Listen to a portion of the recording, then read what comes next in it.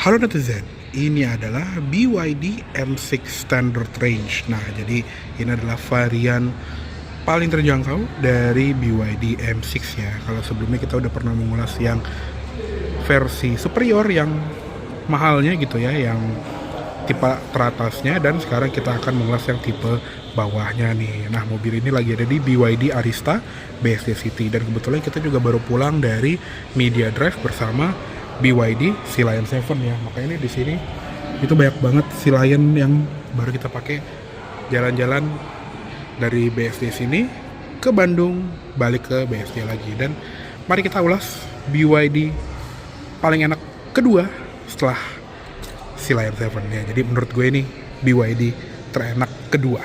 Yang pertama tuh yang itu. Nah, tampilan eksterior itu mirip banget sama yang versi superior. Jadi hampir nggak ada bedanya, kecuali kalau kita lihat ke perintilan-perintilan kecil ya. Jadi muka depannya ini juga masih memiliki bahasa desain BYD Dynasty Series ya. Jadi seperti Atto 3. Nah, di bagian depan ini juga nggak ada grill, cuman ada semacam bilah silver dengan logo BYD, dan lampunya pun sama. Jadi sama seperti tipe superior yang sudah triple projector untuk low beam dan high beamnya itu reflektor LED. Sennya juga tetap LED, dan di bagian bawah itu juga tetap ada kayak kotak untuk radar. Tapi untuk yang versi standard range ini dia nggak punya ADAS. Jadi kotaknya itu cuman biar sama aja kayak yang versi tipe atasnya. Jadi dia nggak ada kamera ADAS di bagian kaca gitu ya. Dan enaknya dia tetap ada kamera 360 derajat, jadi masih mudah untuk parkir. Nah, lanjut ke bagian samping kiri sini, velgnya pun sama, jadi tetap pakai velg 17 incinya dengan ban 225 55R17 nya. Rem depan belakang juga tetap disc brake, sudah lengkap dengan ABS, EBD, brake assist, traction control, dan stability control. Lalu untuk perintilan yang kayak di samping gitu ya, tetap sama. Dia tetap ada bilah chrome dari bumper lanjut ke belakang dan lanjut ke bumper belakang juga. Window line juga tetap kayak satin chrome gini di bagian bawahnya, dan spion juga tetap sama. Dia nempelnya di bagian pintu sini, ada lampu sennya di bagian pinggir, dan ada kamera 360 juga. Nah, yang beda itu di bagian atas ya. Jadi kalau di tipe standard range ini dia nggak ada roof rail dan nggak ada panoramic roof juga. Jadi itu yang membedakan ya. Jadi minor banget perbedaannya. Nah, untuk di warna hitam ini juga pilarnya udah dibikin piano black ya. Tapi nggak tahu ya untuk warna lain, harusnya sih tetap piano black juga. Dan khasnya si M6 ya, dia ada tulisan space di bagian sini.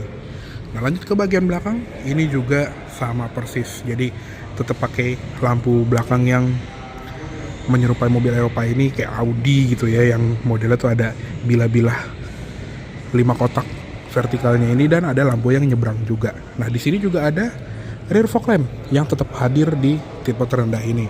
Lampu plat nomor juga tetap bohlam, dan emblemnya ini juga tetap sama, ada emblem BYD M6 dan tetap ada emblem EV ya di bagian kiri. Lalu tetap ada reflektor, sensor parkir di belakang juga tetap 4 titik, dan di bagian kaca ini juga tetap ada defogger, tetap ada wiper belakang, spoiler tetap ada high mount stop lamp, dan juga tetap ada antena shark fin. Nah, perbedaan yang kedua adalah dia nggak ada power tailgate, jadi bagasi tetap harus diangkat sendiri ya. Nah, ini dia kondisi bagian belakangnya gitu ya, bagian bagasinya. Kalau jok baris ketiganya ditegakkan, jadi masih tetap ada ruang yang cukup lah ya. Di sini juga kita dikasih tas untuk portable charger kita, dan di bagian bawahnya juga tetap ada tie repair kit sama ada segitiga pengaman. Tapi sayangnya belum ada ban serep ya. Iya sih. Iya. Belum ada. Oke. Nutupnya juga dikasih handle gini sih ya.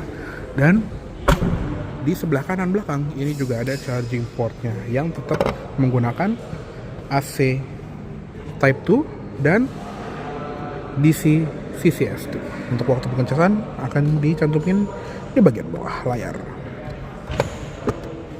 Oke, sekarang kita lihat ke ruang depannya dari si BYD M6 Standard Range ini ya. Nah, ini kita buka. Oh, dia tetap pakai hidrolik ya ternyata, tapi tetap nggak ada tempat penyimpanan di depan kayak yang tipe atasnya. Nah, jadi untuk baterai dan motor listriknya sedikit mengecil dibandingin versi long range ya. Jadi kalau di sini tuh dia 55,4 kWh, tapi tetap jenisnya tuh LFP blade baterainya BYD, dan motor listriknya juga sedikit lebih kecil tenaganya.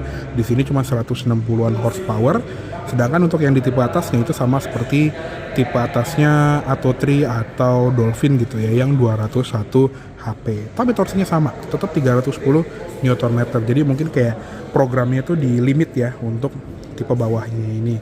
Dan range-nya lebih rendah sekitar 110 kilo ya. Jadi di sini tuh klaim jarak tempuhnya itu di 420 km, sedangkan untuk yang tipe atasnya itu di 530 km.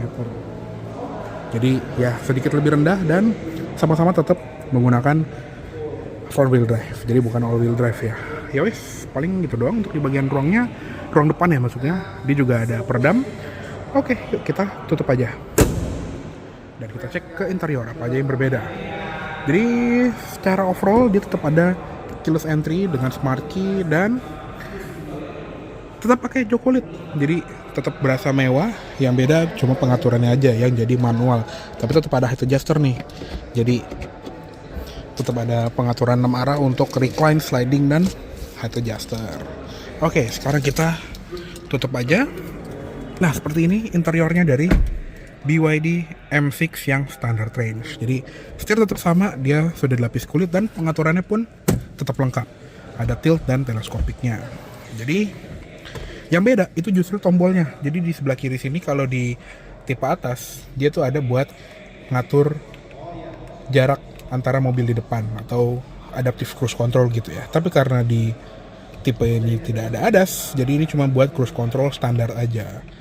Dan bisa dibilang kayaknya ini satu-satunya BYD yang nggak ada ADAS ya, karena Dolphin tipe terendah, terus di Atto 3 tipe terendah itu juga tetap ada ADAS-nya, dan dia juga tetap ada tombol shortcut untuk mengakses kamera 360 sama tombol untuk rotating screen-nya. Jadi fiturnya masih mirip. Oke, lanjut ke sebelah kanan. Di sini tetap ada audio steering switch yang bisa buat ganti-ganti MID juga, kayak buat apa aja nih, ada ngatur AC juga tetap bisa dari sini ya, dari fan speed-nya, terus temperaturnya. Paling dinginnya itu di 17 derajat, paling panasnya di 33 derajat. Jadi tetap sama, ada timer juga untuk di sport mode, konsumsi listrik rata-rata dan instan, sama TPMS-nya juga tetap ada. Ada driving time, average speed, dan lain-lain. Jadi tetap lengkap ya si MID-nya, nice, keren banget. Tapi di sebelah kiri kanannya juga tetap ada dial untuk charge power meter, dan di sebelah kanannya ada speedometer analog. Lalu untuk sebelah kanan sini ada ventilasi AC, bisa dibuka tutup, dan di bagian bawahnya juga tetap ada laci seperti ini. Yang hilang di sini tuh kayaknya tombol power tailgate ya, terus buka kap mesin juga tetap sama, pedal juga tetap konvensional model gantung, dan ada footrest di sebelah kiri. Untuk di bagian door trim ini juga sama, di sini tetap soft touch, di sini juga ada armrest yang soft touch, di tengah juga soft touch ya. Terus ada kayak aksen panel kayu di bagian tengah, door handle-nya ini juga tetap satin chrome, dan ada window lock, all auto power window juga tetap ada bahkan, jadi nggak disemet-semet banget ya. Tetap ada tombol central locking dan ada pelipatan spionnya yang sudah elektrik. Lalu di bagian bawah juga tetap ada door pocket yang besar nih, cup holdernya, tetap ada speaker di bagian bawah, dan ada tweeter yang ada wallernya di situ. Dan di sini walaupun kelihatannya nggak ada curtain airbags ya, tapi tetap ada, karena di sini tuh ada tulisannya nih, airbag tuh, jadi tetap lengkap.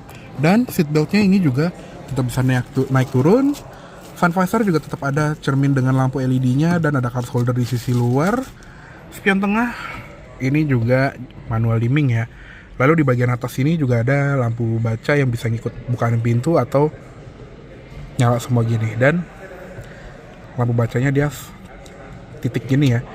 Tempat kacamata juga tetap sama, dan sun visor sebelah kiri juga tetap sama, ada cermin dan lampu.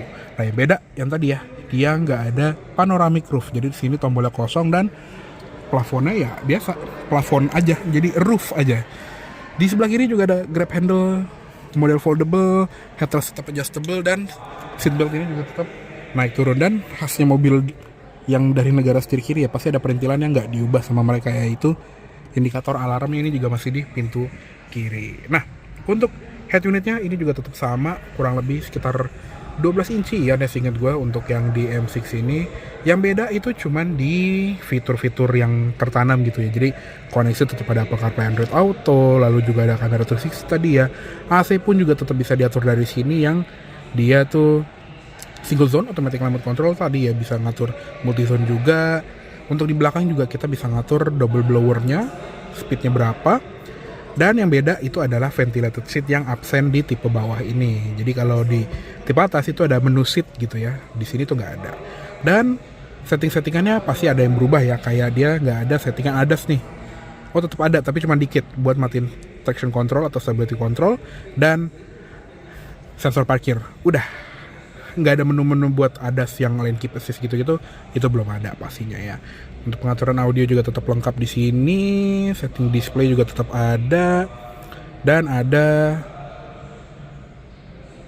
energy ini untuk regenerative braking. Terus tampilan range-nya mau standar atau dynamic. Kalau dynamic itu dia lebih lebih mengikuti gaya berkendara kita ya. Jadi kalau misalnya gayanya lebih boros gitu, lebih sering ugal, pastinya sisa jarak tempuhnya itu akan lebih cepet turunnya.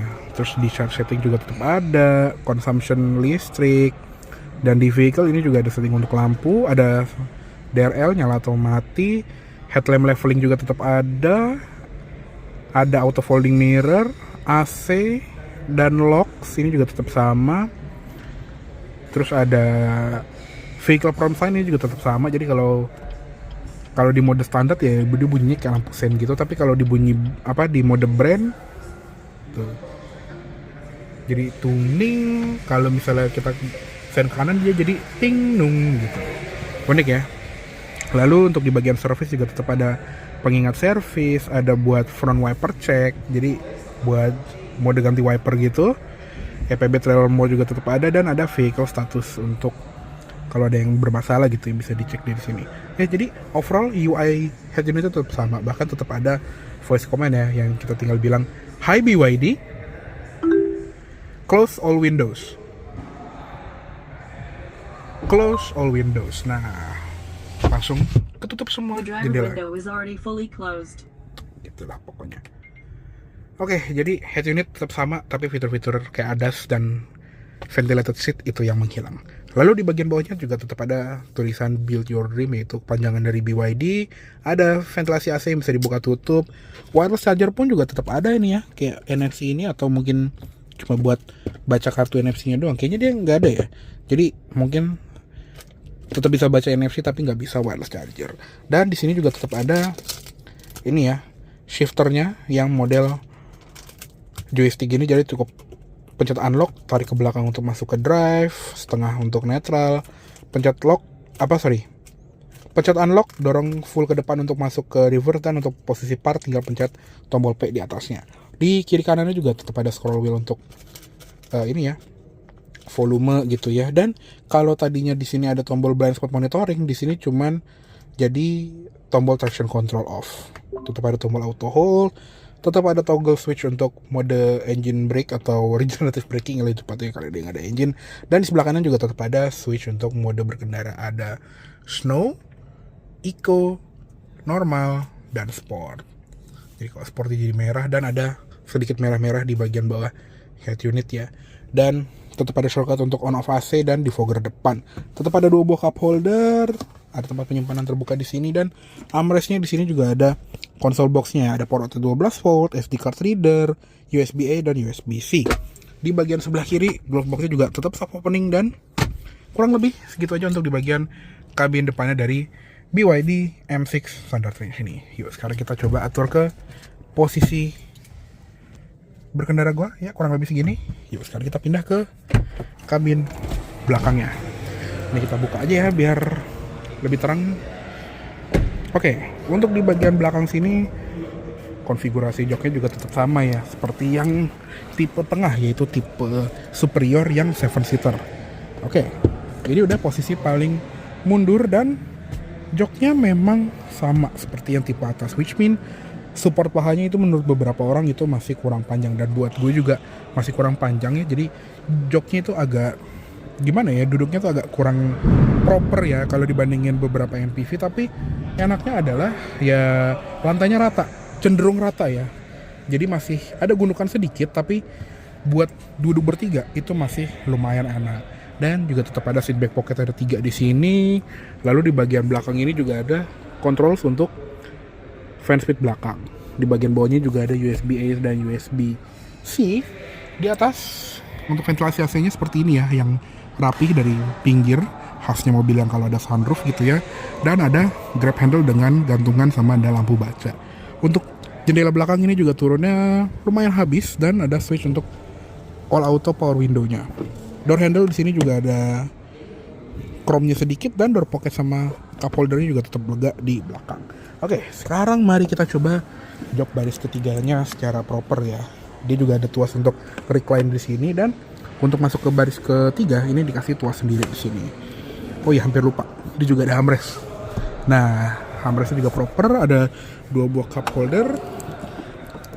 Ya, untuk ruang masuknya sih cenderung ngepas ya, tapi ini kita coba recline sedikit, kita majuin ya. Jadi mungkin untuk orang dewasa masuk ke baris ketiga ini memang agak nanggung ya. Jadi mungkin kalau mau duduk bertujuh di belakang orang dewasa semua, jok tengah ini masih harus tetap dimajuin. Tapi ketika ini udah di set ke posisi yang segini ya, nah segini lah, ini masih enak loh. Jadi posisi duduknya itu ya manusiawi lah. Jadi masih bisa dibilang untuk kayak Jakarta Bandung itu masih enak. Dan untuk headroom ini juga masih lumayan. Nah seperti ini, dia udah kena rambut tapi nggak ngegencet. Jadi kita nggak harus kayak nunduk gini atau duduk malas lonjoran. Ini kita duduk proper, itu masih aman. Jadi untuk perjalanan pendek itu masih oke lah dibandingin beberapa MPV lainnya yang jok baris ketiga itu agak nanggung. Dan kalau kita lihat ya, di baris kedua juga ruangannya masih ada gitu. Jadi akomodasinya di belakang ini masih sangat oke. Dan kalau kita lihat ya, di sini juga tetap ada cup holder, tetap ada speaker, seatbelt 3 titik juga tetap ada. Dan ini adalah perbedaan dari jok baris ketiga yang paling rebah sama yang paling tegak. Dan emang aja kalau paling tegak ini hampir nggak bisa didudukin ya karena setegak ini. Tapi di sini kita dikasih tuas untuk nge-recline si jok baris ketiganya. Ya wes, segitu aja. Yuk sekarang kita keluar. Sebelah kiri majuin juga deh biar lebih enak. Nah, tetap lega kok. Oke. Wes, kayaknya cukup segitu dulu untuk review dari BYD M6 Standard Range 2025 ini. Mohon maaf apabila ada salah kata-kata dalam menyampaikan review. Dan tadi ya, mobil ini lagi ada di Arista BYD BSD City depan Cubic Mall. Untuk alamatnya nanti akan gue cantumin di description di bagian bawah. Oke, terima kasih telah menonton. Sampai jumpa di video selanjutnya. Jangan ugal.